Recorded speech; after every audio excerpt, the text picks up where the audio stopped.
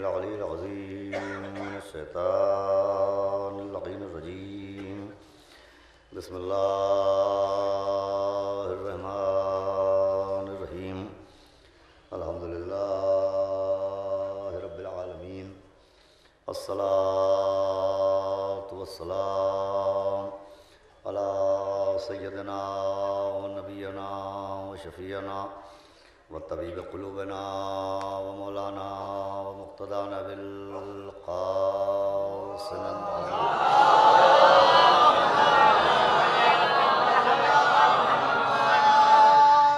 وآلہ الطیبین الطاہرین المعصومین ولعنۃ اللہ علی اعدائہم اجمعین من یومنا هذا یوم الدین اما بعد فقد قال اللہ سبحانہ تبارک وتعالی فی القرآن المجید والفرقان الحمید بسم اللہ الرحمن الرحیم وَلَقَدْ كَرَّمْنَا بَنِي آدَمَ وَحَمَلْنَاهُمْ فِي الْبَرِّ وَالْبَحْرِ وَرَزَقْنَاهُمْ مِنَ الطَّيِّبَاتِ وَفَضَّلْنَاهُمْ عَلَى كَثِيرٍ مِّمَّنْ خَلَقْنَا تَفْضِيلًا۔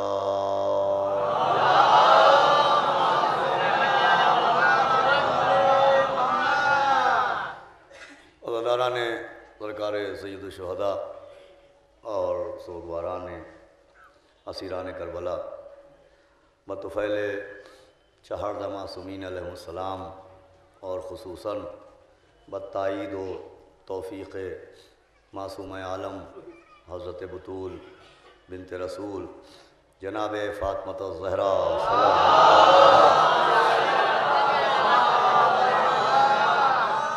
حسینی اکادمی کی جانب سے قائم یہ قدیم خمسہ مجالس اور آج اس شبیہ روضہ امامین کاظمین میں انسان اور امام کے عنوان سے یہ پہلی گفتگو ہے۔ الحمدللہ کے اعلان کے مطابق آج مجلس اپنے وقت پر شروع ہوئی ہے۔ انشاءاللہ کل بھی ٹھیک 8 بجے تلاوت قرآن، اس کے بعد سوسخانی اور ٹھیک 8:30 بجے میں آپ کی خدمت میں حاضر ہوا کروں گا۔ بغیر کسی تمہید کے آپ کے سامنے انسان اور امام کے عنوان پر گفتگو کرنے کے لیے میں نے سورہ بنی اسرائیل کی آیت نمبر 70 کو تلاوت کیا۔ اس آیت میں اللہ نے بہت وضاحت کے ساتھ، بہت سرات کے ساتھ ذہن انسانی کو بیدار کیا ہے، ضمیر انسانی کو جگایا ہے اور انسان کو اول اس کی اہمیت بتائی ہے۔ اعلان ہو رہا ہے وَلَقَدْ كَرَّمْنَا بَنِي آدَمَ کہ ہم نے اولاد آدم کو، ہم نے انسان کو عزت عطا فرمائی۔ وَحَمَلْنَاهُمْ فِي الْبَرِّ وَالْبَحْرِ ایسی عزت دی کہ اسے زمین میں اور سمندروں میں سہولتیں عطا فرمائیں۔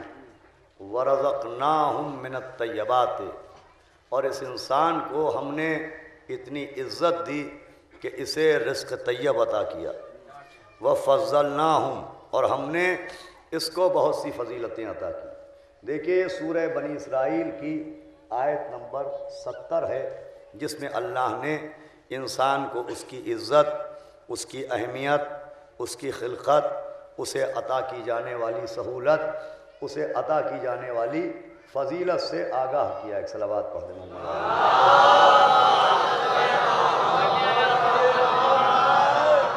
پڑھے لکھے بزرگ افراد تشریف فرما ہیں جو نظر رکھتے ہیں قرآن پر، جن کے ذہن میں قرآن محفوظ ہے کہ آیت نمبر 70 میں سورہ بنی اسرائیل میں اللہ نے انسان کی عزت کا ذکر کیا ہے، اس کی خلقت کا ذکر کیا ہے، اسے بیدار کیا ہے۔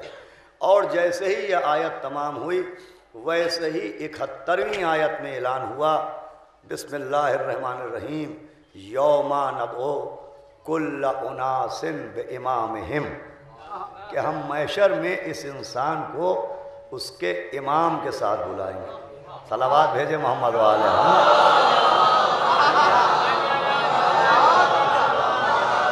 صلوات اور پڑھ دیں محمد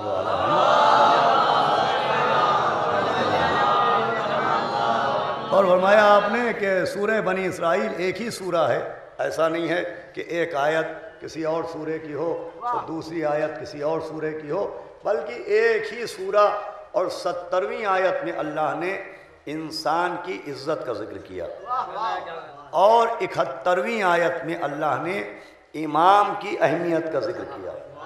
یعنی انسان کے ذکر کو انسان کا ذکر نہیں رکھا، بلکہ ذکر انسان کو زینہ معرفت امام بنا دیا۔ صلوات بھیجے تو میں عرض کروں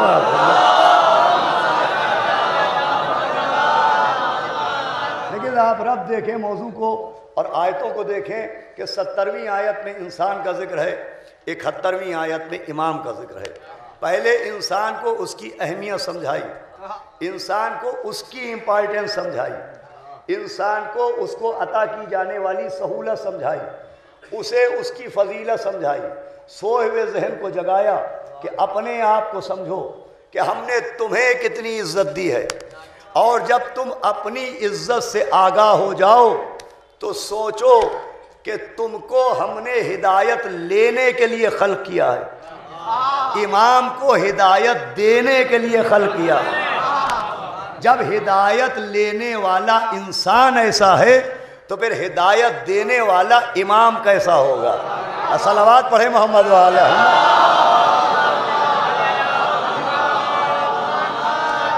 لیکن انشاءاللہ اول تاخیر موضوع کے مطابق گفتگو کرنا ہے کہ انسان کو پہلے اس کی امپارٹنس سمجھائی ہے کہ اپنی اہمیت سمجھو، اپنے بارے میں سوچو، اپنے آپ کو دیکھو، اپنی خلقت پر غور کرو کہ ہم نے تمہیں اشرف مخلوقات بنایا ہے، تمہیں شامل مخلوقات نہیں کیا، ہم نے تمہیں اشرف مخلوقات بنایا۔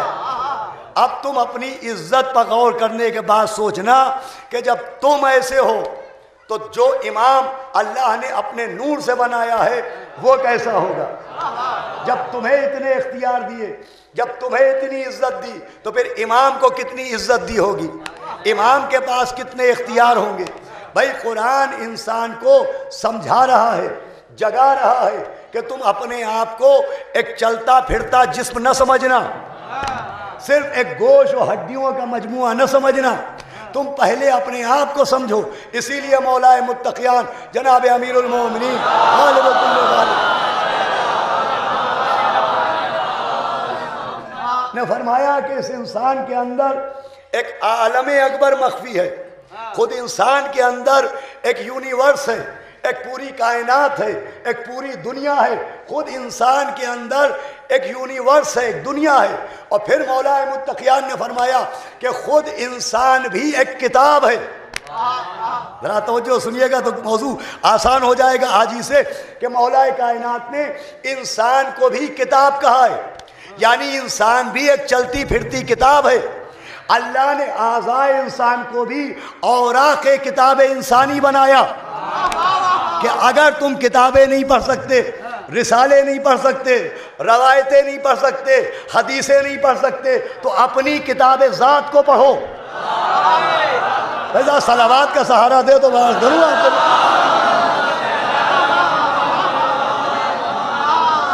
تم اپنی کتاب ذات کو پڑھو، تم اپنے اوپر غور کرو، اور جب تم اپنی کتاب ذات کو سمجھنا تو پھر سمجھنا کہ کتاب مبین کیا ہے، تب سمجھنا بولتا ہوا قرآن کیا ہے۔ بھائی اللہ چاہتا ہے کہ تم نہیں پڑھ پائے کتابیں، اپنے آپ کو پڑھو، اپنے آپ پر غور کرو تو تم امام تک پہنچ جاؤ گے۔ یہی سبب ہے کہ چھٹے امام امام جعفر صادق علیہ السلام کہ صحابی جو اپنے وقت کے بہت بڑے مناظر تھے، جناب ہشام، جب ان کا ایک منکر امام سے مناظرہ ہوا تو جناب ہشام نے اس منکر امام سے یہ نہیں پوچھا کہ تو نے حدیثیں پڑھی ہیں کہ نہیں، تیرے پاس علم ہے کہ نہیں، جانکاری ہے کہ نہیں، نالج ہے کہ نہیں۔ امام کا صحابی پوچھ رہا ہے کہ تمہارے پاس آنکھیں ہیں کہ نہیں، کان ہے کہ نہیں، زبان ہے کہ نہیں، دل ہے کہ نہیں، اعضائے انسانی ہے کہ نہیں۔ اور وہ حیرت سے کہہ رہا ہے یہ کیسا سوال ہے؟ کہ سوال تو سوال ہے، کہ تمہارے پاس آنکھیں ہیں؟ منکر امام نے کہا ہاں ہیں۔ کہا تمہارے پاس کان ہیں؟ اس نے کہا ہیں۔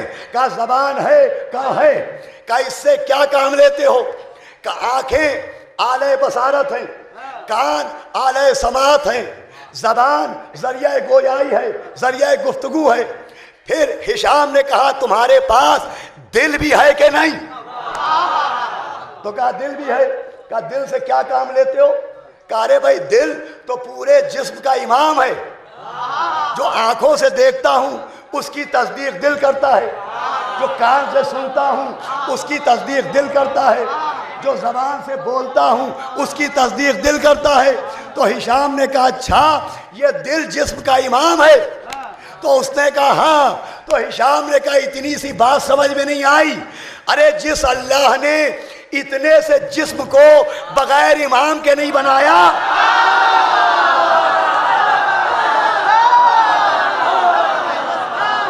صلوات بھیجے محمد۔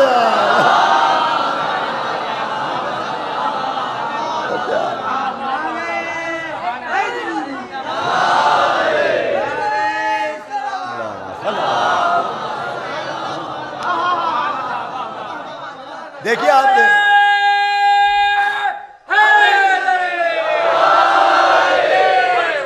اور فرمایا آپ نے خود اعضاء انسانی کے ذریعے دلیل امامت دی۔ جب ہمارے آپ موضوع واضح ہوتا جا رہا ہے نا انسان و امام، کہ خود انسان اپنے اوپر غور کرے تو عظمت امام سمجھ میں آئے گی کہ جب وہ ہدایت لینے کے لیے آیا ہے وہ ایسا ہے، تو جسے اللہ نے ہدایت دینے کے لیے بھیجا ہے وہ کیسا ہوگا؟ ارے جو کمرے میں پیدا ہو کے کمرے کو نجس کرے جب وہ ایسا ہے، تو جو کعبے میں آ کے کعبے کو پاک کرے۔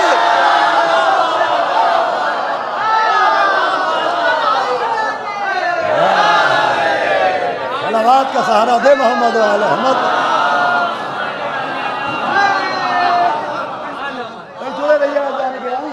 خود انسان اپنے اوپر غور کرے۔ اب قرآن نے بہت توجہ سنیے گا بھائی، معیار سماعت ہمیشہ سے آپ کا بلند ہے، میں وہیں تک پہنچ کے گفتگو کرنا چاہتا ہوں کہ اللہ نے انسان کی عزت کا ذکر کیا، اور پہلی عزت وَحَمَلْنَاهُمْ فِي الْبَرِّ وَالْبَحْرِ، یہ قرآن ہے کہ اللہ نے انسان کو پہلی عزت کیا دی؟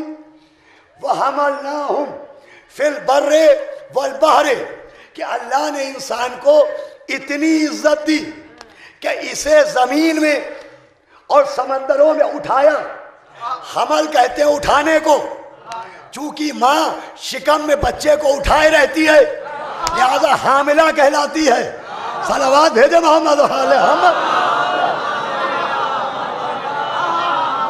میرے ساتھ رہیے گا، وَحَمَلْنَاهُمْ فِي الْبَرِّ وَالْبَحْرِ، کہ ہم نے اس انسان کو بر میں یعنی زمین پر، بحر یعنی دریاؤں میں اٹھایا۔ اب علماء نے اس کی تفسیر یہ لکھی، معصوم نے بیان کیا کہ یہاں حملناہم کا مطلب یہ ہے کہ اللہ نے اس انسان کے لیے جانوروں کو مسخر کیا۔ حیوان بھی اللہ کی مخلوق ہیں، مگر حیوانوں کو اس انسان کی سواری بنا دیا کہ سواریاں انسان کو اٹھائیں۔ لکڑی کی کشتیاں، نباتات بھی اللہ کی مخلوق، اسے کشتی بنایا تاکہ انسان کو وہ اٹھائے۔ یہ سہولت دی کہ حیوان بھی مخلوق اس کی ہے، مگر عزت انسانی کے لیے اسے انسان کا مطیع بنایا۔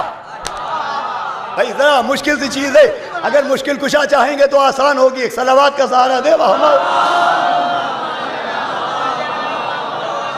لیکن اس بات کے لیے آخری آپ ادھر توجہ چاہتا ہوں، وَحَمَلْنَاهُمْ فِي الْبَرِّ وَالْبَحْرِ، کہ اس انسان کے لیے اللہ نے حیوانوں کو سواری بنایا۔ خالق وہ ہے، مالک انسان کو بنایا۔ خالق وہ ہے، اختیار انسان کو دیا۔ بھئی آپ سفر کرتے ہیں، 8ویں امام کی دعائے سفر ہے، اللہم سخر لنا ھذا، کہ اس سواری کو ہمارے لیے مسخر کر دے، یعنی مخلوق تیری ہے، کنٹرول ہمیں دے دے۔ خالق تو ہے، اختیار ہمیں دے دے۔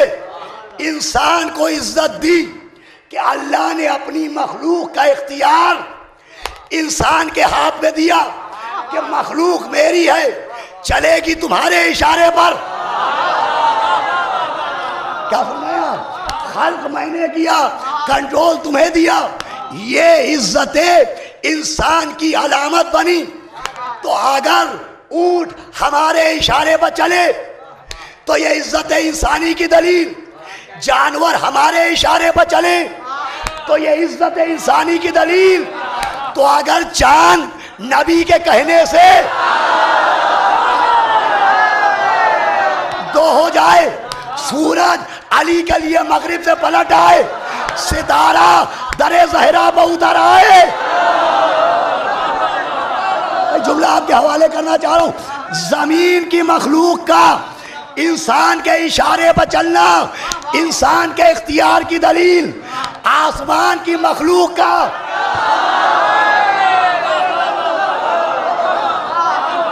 اہل بیت کے اشارے پر چلنا ان کی عزت کی دلیل. میرے نوجوانوں یہ جملہ لیتے جائیے. اللہ نے انسان کو جو عزت دی اسے اختیار کہتے ہیں. نہیں تو جو ہوئی، اللہ نے انسان کو جو عزت دی اسے اختیار کہتے ہیں. امام کو جو عزت دی اسے معجزہ کہتے ہیں.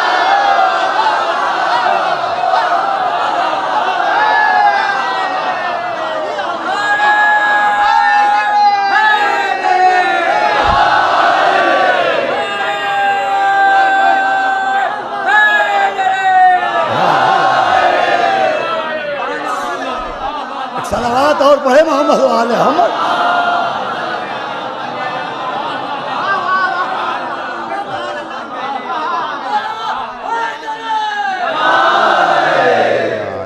عزیزان گرامی، اللہ نے ہمیں عزت دی ہے، سمجھ میں آتا ہے؟ اس نے مسخر کیا. اللہم سخر لنا ھذا، کہ سواری پر بیٹھو تو کہو کہ اسے ہمارے لیے مسخر کر دے. تو اللہ نے انسان کو اشرف مخلوق بنایا تو جانوروں کو مسخر کر دیا. مخلوق اس کی ہے مگر انسان کو اختیار دیا کہ بنایا ہم نے ہے، چلاؤ گے تم، مالک ہم ہیں، اختیار تمہارا. اچھا کیسا اختیار دیا؟ کہ اس انسان کو یہ اختیار دیا کہ یہ پیر کی ٹھوکر سے جانوروں کو چلاتا ہے. تو بھیا اگر ہدایت لینے والا پیر کی ٹھوکر سے جانور کو چلا سکتا ہے تو اگر ہدایت دینے والا پیر کی ٹھوکر سے مردے کو چلا.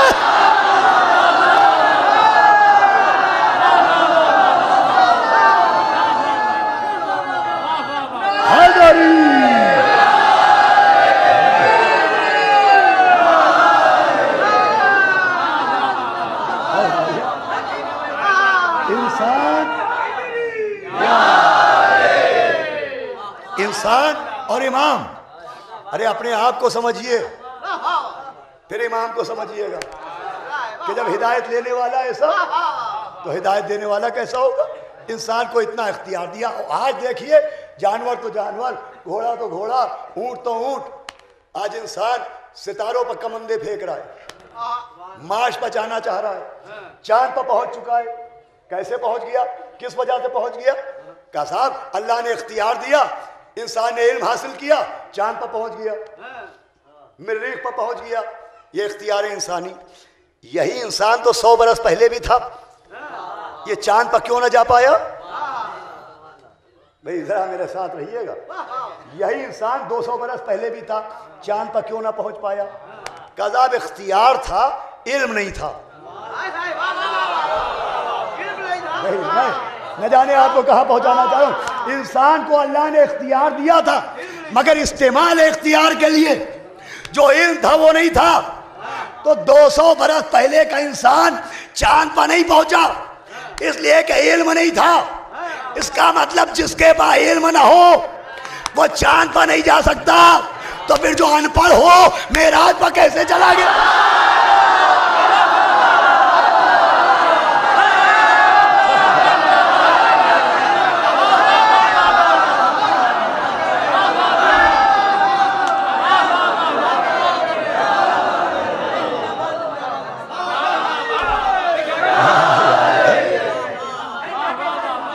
عجیب بات ہے. नील आर्मस्ट्रांग का इल्म समझ में आता है? यूरी गॉगरिन का इल्म समझ में आता है? राकेश शर्मा का इल्म समझ में आता है? पैगंबर का इल्म समझ में नहीं आता है। सलावत है दे हम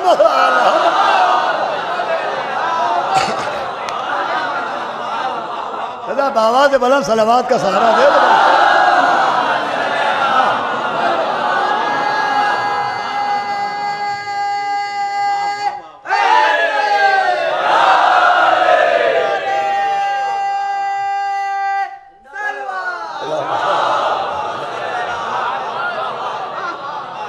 पहले ही दिन से आप जुड़ गए।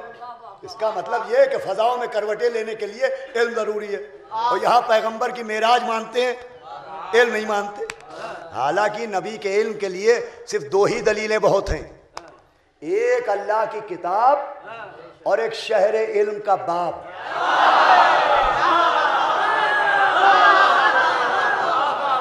अरे भाई, जब आप सुनने में बखालत नहीं बरत रहे तो मैं सुनाने में क्यों बरतूं? एक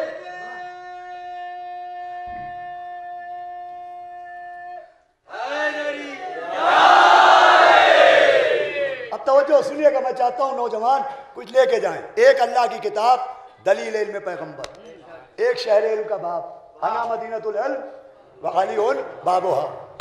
ये दो दलीलें बहुत हैं। अल्लाह की किताब कुरान, ये कुरान खुद दलील इल्म पैगंबर है।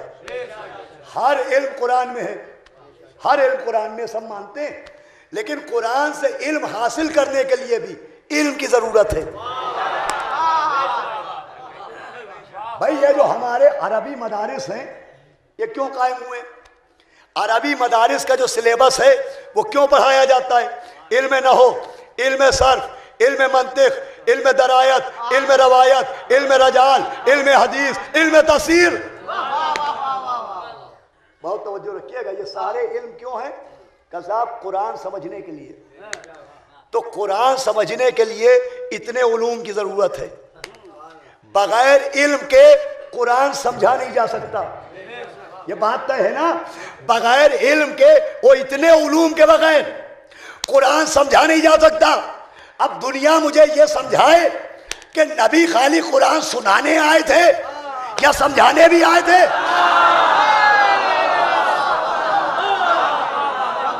मेरे साथ आइएगा, नबी खाली कुरान सुनाने आए या समझाने भी आए?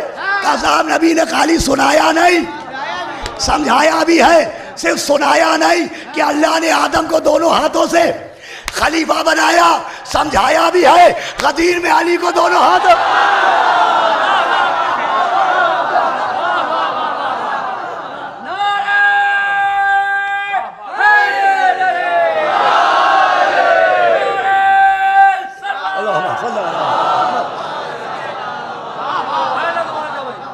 नबी ने सिर्फ सुनाया नहीं कि दुश्मन आदम आसमान से निकाला गया, मुनाफिक को अपने मकान से निकाल के समझाया भी है। तो नबी खाली कुरान सुनाने नहीं आए, समझाने भी आए। अब दुनिया फैसला करे, अरे जब बगैर इल्म के कुरान समझा नहीं जा सकता तो बगैर इल्म के कुरान समझाया कैसे जाएगा?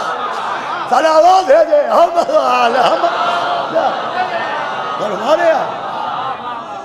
समझा तो जा नहीं सकता बगैर इल्म के। और माज़अल्लाह नबी के पास इल्म नहीं था तो समझा कैसे दिया कुरान? तो पहली दलील है अल्लाह की किताब, दूसरी दलील इल्म नबी है शहर इल्म का बाब। सलूनी सलूनी, जो पूछता है मुझसे पूछो। इस दावे से कोई इनकार नहीं करता। सबने लिखा कि मौला अली के सिवा ये दावा किसी ने नहीं किया कि जो पूछता है मुझसे पूछो। सबने लिखा कि अली ने कहा जो पूछता है मुझसे पूछो। देखिए, ये बड़ी नाजुक सी बात है। हर शहर में हम जहाँ जाते हैं वहाँ एक ना एक साहब ऐसे होते हैं जो सवालात का तीर लिए और मेहमान जाकिरों की तलाश में रहते हैं। तो कहते साहब, हमने उनसे ये पूछा वो बता नहीं पाए, हमने ये पूछा वो बता ना पाए। मौला का दावा सलूनी मिलता है। बड़े से बड़े दुश्मन ने न कहा कि अली से हमने वो पूछा था बता ना पाए। क्या बोला? आइए अर्शी साहब एक सलावत पढ़ दे मोहम्मद वाले मोहम्मद। اب تک کوئی نہ ملا جو ایک ہے بڑے سے بڑا خارجی دشمن. اور ایسے ایسے سوال کیے گئے. دیکھیے قاعدے سے سوال کا، قاعدے کے سوال کا قاعدے سے جواب دینا اور ہے. قاعدے کے سوال کا قاعدے سے جواب دینا اور ہے، اور بے قاعدہ سوال کا باقاعدہ جواب دینا. بھائی جڑے ہیں آپ؟ بھائی کیسے کیسے سوال کیے گا. پوری رات میٹنگ ہوئی کہ علی سے ایک سوال پوچھو جس کے دو جواب ہو. دیکھیں مولا علی کیا جواب دیتے ہیں. صبح مسجد کوفہ میں آئے، کہا یا علی ہم نے ایک بچہ دیکھا ہے. کہا مبارک ہو. تو کہا یا علی پریشانی یہ ہے کہ وہ کتے اور بکری سے مل کے بنا ہے، اسے کہیں کیا، کتا کہیں کہ بکری کہیں. تو سوال بڑا عجیب سا ہے، مگر بھائی جس کی جیسی نسل ہوگی وہ ویسا ہی تو سوال کرے گا. مولا نے کہا پریشانی کیا بات ہے. اس کے سامنے پانی رکھو، اگر گھوٹ سے پیے تو بکری ہے، زبان سے چاٹے تو کتا ہے. تو کہا کبھی یوں پیتا ہے کبھی یوں پیتا ہے. کہا گھاس رکھ کے دیکھو، گوشت رکھ کے دیکھو، اگر گھاس کھائے تو بکری ہے، گوشت کھائے تو کتا ہے. کہا یا علی یہی تو پریشانی ہے، کبھی ادھر منہ مارتا ہے کبھی ادھر منہ مارتا ہے.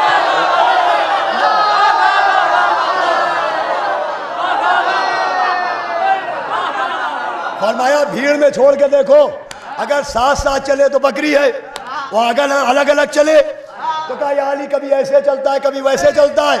مولا جانتے تھے قیامت تک میں جواب دیتا رہوں گا. یہ کہتے رہیں کبھی یہ کرتا ہے کبھی وہ کرتا ہے.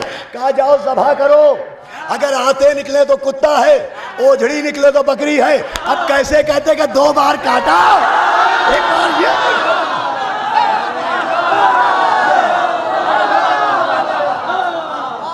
ایک صاحب نے مجھ سے کہا کہ بھائی ممبر پہ یہ کتے اتے کا نام نہ لیا کیجئے، ممبر سے یہ کتا کہنا اچھا نہیں لگتا. میں نے پوچھا یزید کہنا اچھا لگتا ہے؟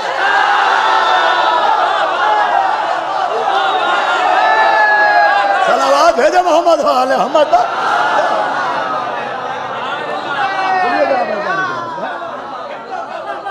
تو قاعدے کے سوال کا قاعدے سے جواب دینا اور ہے، اور بے قاعدہ سوال کا باقاعدہ. تو مولا علی کا علم ہی دلیل علم نبی ہے. اور اب تک آپ نے سنا ہوگا مولا نے کہا سلونی، اب میں آپ کو سناتا ہوں کہ نبی نے بھی کہا ہے سلونی. صلوات پڑھے تو بات کرو آپ کے ساتھ. بہت توجہ سنیے گا بھائی. پیغمبر نے بھی ایک دن ممبر سے کہا سلونی سلونی. تفسیر انوار النجف کتاب کا نام ہے. علامہ غلام حسین بخش جاڑوی مفسر قرآن کا نام ہے. 15 جلدوں میں ہے یہ تفسیر. لکھتے ہیں مفسر قرآن کہ جناب صفیہ بنت عبد المطلب پیغمبر اسلام کی پھوپھی، جناب ابو طالب کی بہن، جناب عبد المطلب کی بیٹی چلی جا رہی تھی. تو ایک منافق نے آگے بڑھ کے کہا کہ اپنی بالیاں اندر کر لیجئے، چادر کے اندر کر لیجئے، ورنہ نبی کی قرابت کام نہیں آئے گی. تو پہلے تو آپ نے فرمایا میری بالیاں نظر ہی کہاں آ رہی ہیں. پھر آپ گئی اور پیغمبر سے آپ نے شکایت کی. پیغمبر منبر پر گئے اور کہا سلونی سلونی، مجھ سے پوچھو آج میں بتاؤں گا کس کا باپ ہے کون.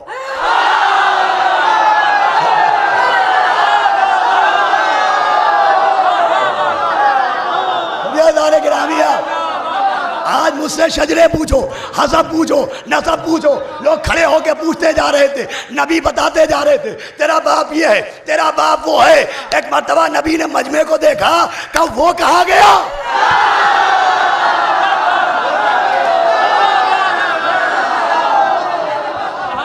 جس نے کہا میری شفاعت کام نہ آئے گی، اے خاتم النبیین، اے سید المرسلین، اے صاحب طہ و یاسین، اے پیغمبر اسلام، بات تھی شفاعت کی. یہ آپ شجرہ کیوں سنانے لگے؟ بات تھی شفاعت کی، یہ شجرہ کیوں سنانے لگے؟ یہ جملہ چاہے جیسے سنیے گا. نبی کہیں گے میں آج ہی پیغام دے رہا ہوں کہ معصوم کی شفاعت کا منکر وہی ہوتا ہے جس کا شجرہ صحیح نہیں ہے.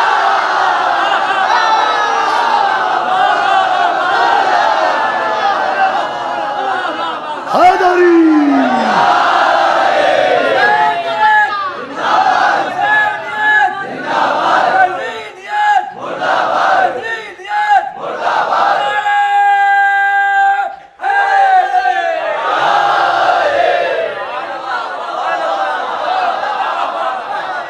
सलावत पढ़े मोहम्मद वाले मोहम्मद पर।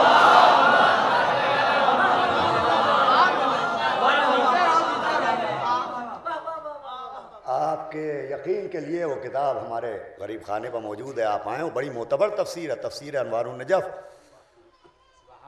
अल्लामा गुलाम हुसैन बख्श जाड़वी की बड़ी मोतबर तफसीर मानी जाती है। उन्होंने कुरान की उस आयत के ज़ैल में तफसीर लिखी है कि कुरान की आयत है कि वो बातें न कहो, वो बातें नबी से न पूछो कि जो अगर बता दी जाए तो बर्दाश्त न कर पाओ। सलावत भेजे मोहम्मद वाला, सलावत और मोहम्मद बुलंद पढ़े मोहम्मद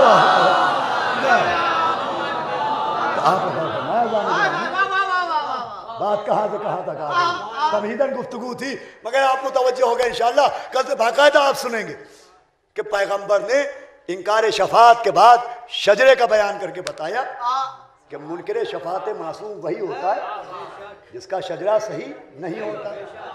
इसलिए कि शफात एक बहुत बड़ा अकीदा है, खुसूसन हमारे यहाँ छठे इमाम इमाम जाफर सादिक ने फरमाया कि जो 3 बातों का इनकार करे उसे हमारा शिया न मानना। पूछने वाले ने पूछा हजरत वो 3 बातें कौन सी है? फरमाया एक मेराज रसूल, जो पैगंबर की मेराज का इनकार करे, लैसा मिन शियतना, हमारा शिया नहीं है। पूछने वाले ने पूछा दूसरी बात, फरमाया कब्र के सवाल जवाब, जो कहे कि न कोई आता है न जाता है, न मुनकिर है न नकीर है, न मुबशिर है न बशीर है, न कब्र में सवाल है न जवाब है। फरमाया लैसा मिन शियतना, वो भी हमारा शिया नहीं है। पूछने वाले ने पूछा तीसरी बात, फरमाया हमारा इनकार शफाअत, जो हमारी शफाअत का इनकार करे कि अहले बैत बख्शवा नहीं सकते, फरमाया लैसा मिन शियतना, वो भी हमारा शिया नहीं है। तवज्जो है नौजवानों, जो मुनकिर मेराज वो शिया नहीं, जो मुनकिर कब्र वो शिया नहीं, जो मुनकिर शफाअत वो शिया नहीं। आखिर वजह क्या है कि इनकार शफाअत करने वाला, इनकार कब्र करने वाला, इनकार मेराज करने वाला शिया नहीं रहता। तो अजीजों जहाँ तक मैं समझा वजह यह है कि मुनकिर मेराज, मुनकिर कब्र, मुनकिर शफाअत शिया इसलिए नहीं रहता कि बातें हैं 3, सबब है 1। भाई मुनकिर मेराज, मुनकिर कब्र, मुनकिर शफाअत शिया इसलिए नहीं रहता कि मेराज में है आवाज आली, मेराज में है आवाज आली, कब्र में है आमद आली। मेराज में आवाज आली, कब्र में आमद आली, शफाअत में इख्तियार आली।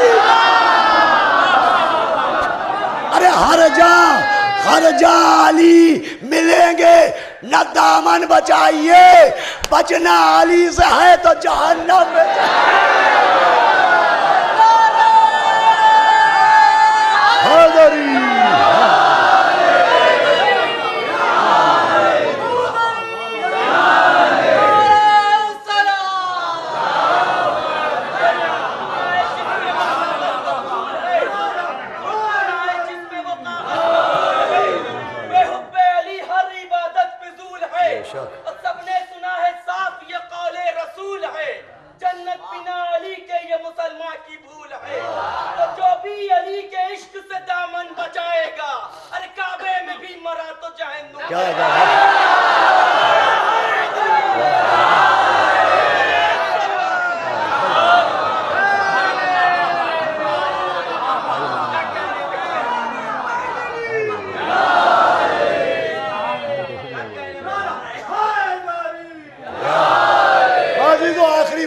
शफाअत इख्तियार इमाम है।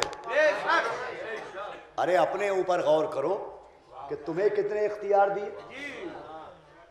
फिर इमाम के इख्तियार को समझना, ये शफाअत इख्तियार इमाम है। इमाम तो इमाम है, अबू बसीर इंसान है। छठे इमाम के सहाबी जनाब अबू बसीर हैं, इंसान। छठे इमाम हैं इमाम। अबू बसीर कौन? हिदायत लेने वाले। छठे इमाम कौन? हिदायत देने वाले। एक दिन अबू बसीर मनाजरा कर रहे थे एक शामी से, अहले शाम से। تو جب امامت کی دلیلیں جناب ابو بصیر دے چکے تو اس نے کہا اچھا یہ بتاؤ کہ اگر جن کو تم امام مانتے ہو میں بھی مان لوں تو فائدہ کیا ہے؟ تو ابو بصیر نے کہا سنو، ان کو امام ماننا تمہارا کام، تمہیں جنت پہنچانا میرا کام۔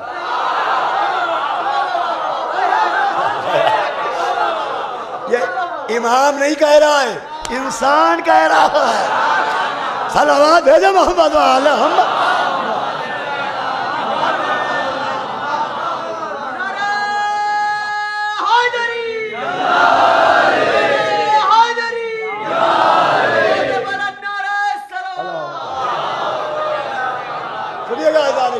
ماشاءاللہ تمہیدی گفتگوئی میں آپ اتنا متوجہ ہو گئے، انشاءاللہ جناب سیدہ کا کرم رہا تو کل سے باقاعدہ عرض کرنا ہے، بہت اہم موضوع ہے۔ نوجوان انشاءاللہ بی بی کے صدقے میں کوئی تبرک فضائل اہل بیت لے کے جائیں گے یہاں سے۔ ابو بصیر نے کہا کہ ان کو امام ماننا تمہارا کام، تمہیں جنت پہنچانا میرا کام۔ اب یہ بحث ہو چکی، انہوں نے اماموں کو مانا جن سے بحث تھی، اور مہینہ ڈیڑھ مہینہ گزرا تھا کہ ابو بصیر کے پاس ایک شخص آیا اور کہا کہ فلاں شخص تجھے بلا رہا ہے، وہ دنیا سے جانے والا ہے، وہی شامی جس نے اقرار امامت کیا تھا۔ یہ پہنچے تو دیکھا عالم نزا تھا، تو اس نے کہا ابو بصیر تم گواہ رہے نا کہ میں اسی عقیدے پہ جا رہا ہوں جو تم سے مجھے ملا ہے، تمہیں اپنا وعدہ یاد ہے؟ ابو بصیر مسکرائے کہ جاؤ، مبارک ہو زیارت جناب امیر۔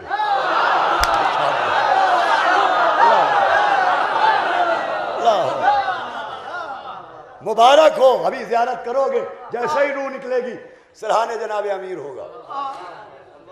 ان کو امام ماننا تمہارا کام، تمہیں جنت پہنچانا میرا کام۔ لیجئے ہچکی آئی، وہ شخص دنیا سے گیا، ابو بصیر نے تدفین میں شرکت کی، تکفین میں شرکت کی، پھر واپس آئے مسجد تو دیکھا امام مسجد میں مصلی پر بیٹھے ہیں۔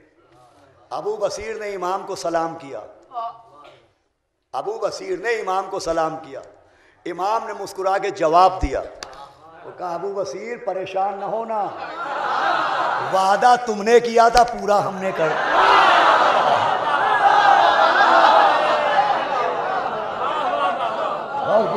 صلوات پڑھے محمد وعلی محمد۔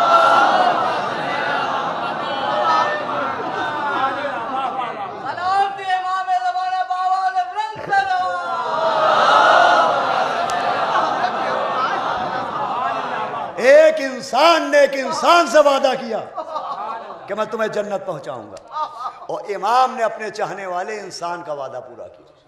وہ انسان کا وعدہ تھا، امام کا وعدہ یہ ہے کہ من بقا علی الحسین وبکا و تباکا وجبت لہ الجنہ، جو روئے میرے جد مظلوم یا رلائے یا رونے والے جیسی صورت بنائے اس پر جنت وعدہ۔ یہ ہے امام کا وعدہ، من بقا علی الحسین،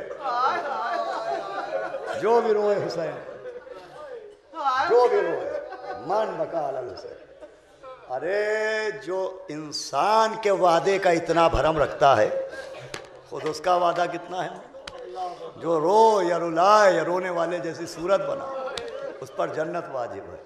کیا مظلومی ہے مولا حسین کی، دنیا آنسو کو نہ دیکھے کہ اس آنسو سے جنت کیسے مل جائے گی۔ سوچئے کیسا مظلوم رہا ہوگا کہ جس پر رونے میں ایک آنسو کا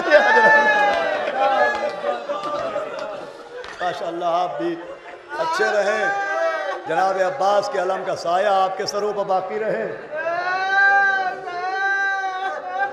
10 دن خوب روئے آپ، دل کھول کے روئے، اور پھر اتنی بڑی تعداد میں یہ مجمع آ گیا آج پہلی مجلس۔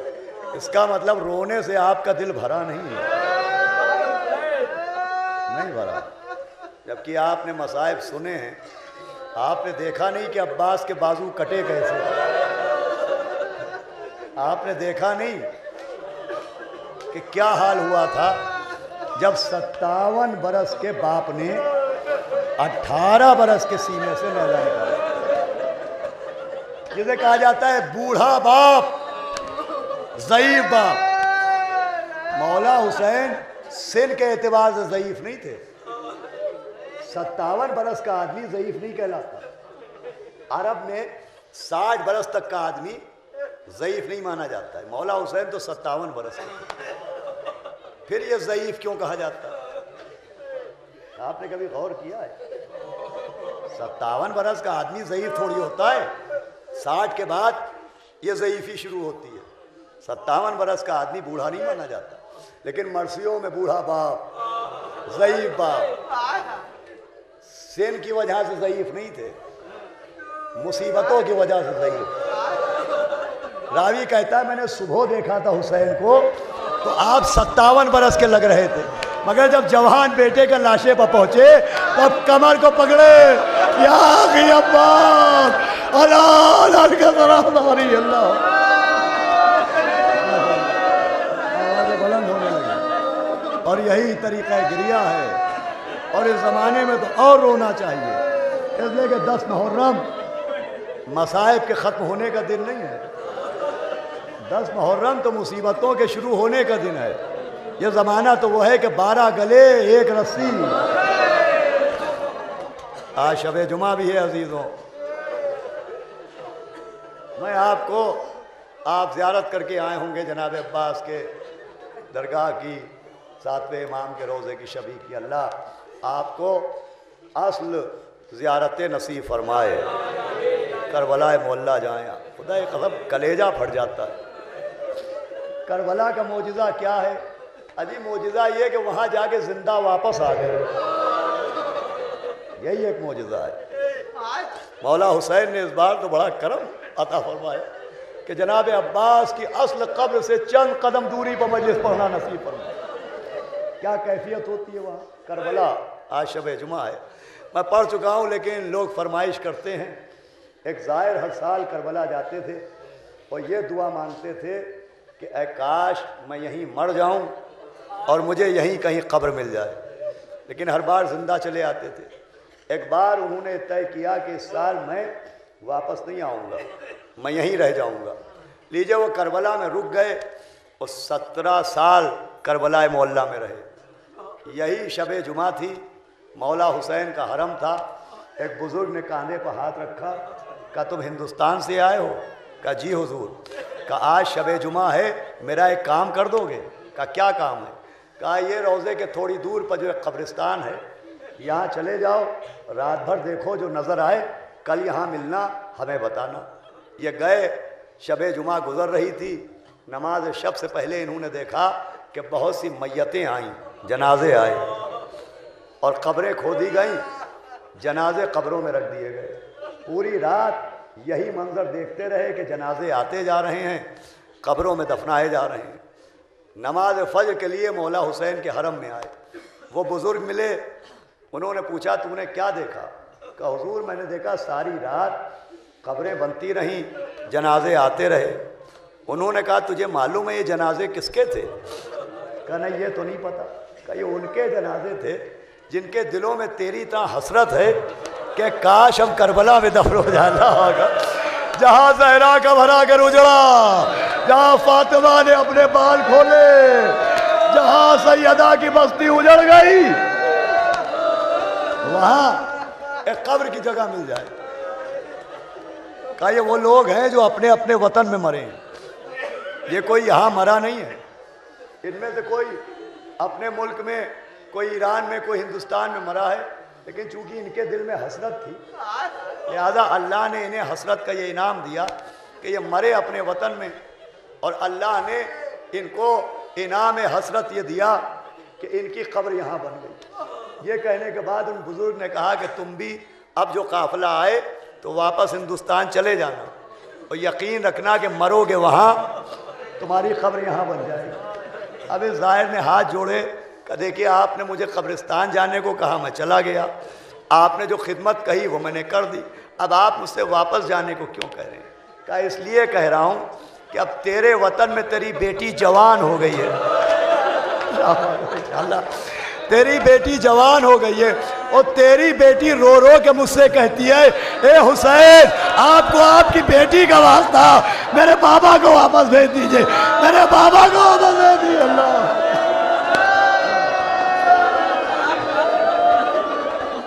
اے آقا حسین ایک بیٹی کا رونا نہ دیکھا گیا. ہائے کربلا.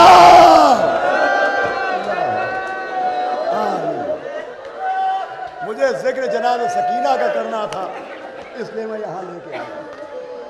اور یہ زمانہ حسینان کربلا پر ماتم کا زمانہ.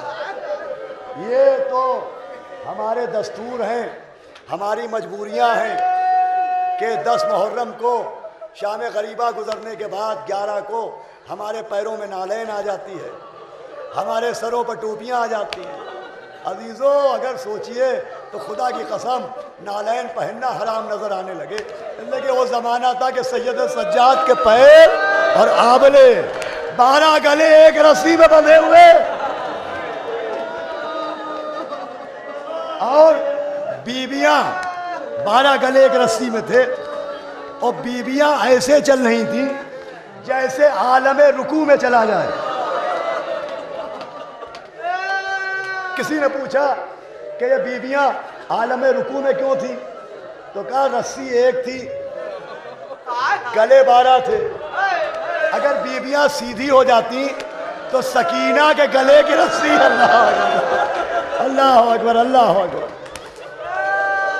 لیکن میں کوشش کرتا ہوں کہ شہادتیں بہت کم پڑھوں, مصائب جو کتابوں میں ہیں وہ بہت کم پڑھوں, اس لیے کہ وہ تو رونے کے لیے نہیں ہوتے, وہ مر جانے کے لیے ہوتے ہیں. رونے کے لیے تو یہی بہت ہوتا ہے کہ فاطمہ پرسہ لینے آتی ہیں. اللہ ماشاءاللہ, آواز بلند. دستور دنیا یہ ہے کہ جس کے گھر میں موت ہو جائے لوگ پرسہ دینے جاتے, کوئی پرسہ لینے نہیں آتا. 1400 برس سے ایک بی بی ٹوٹی پسلیاں پکڑے, ارے میرا حسین, ارے میرا عباس, ارے میری زینب. پرسہ لینے با 5 منٹ مجلس تمام. مصائب تو مر جانے کے لیے ہوتے ہیں. کیا ہوا؟ یہ مر جانے کے لیے. کس کے ساتھ کیا ہوا وہ مجلس تمام. کس کے ساتھ کیا ہوا یہ رونے کے لیے بہت ہے. دیکھیں ایک بدماش آدمی سب کو اذیت دیتا ہے, پریشان کرتا ہے, تو اگر اسے 10 آدمی مل کے ماریں تو دل میں خوش ہوتا ہے آدمی کہ چلو یہ سب کو ستاتا تھا, آج اسے سزا مل رہی ہے. لیکن ایک شریف آدمی کبھی بھوکوں کو کھانا کھلاتے ہیں, کبھی پیاسوں کو پانی پلاتے ہیں, کبھی بیماروں کو دوا دلاتے ہیں. اگر انہیں پکڑ کے کوئی مارنے لگے تو آپ چیخیں گے ارے بھائی کس کے ساتھ کیا کر رہے ہو, کس کے ساتھ کیا کیا گیا.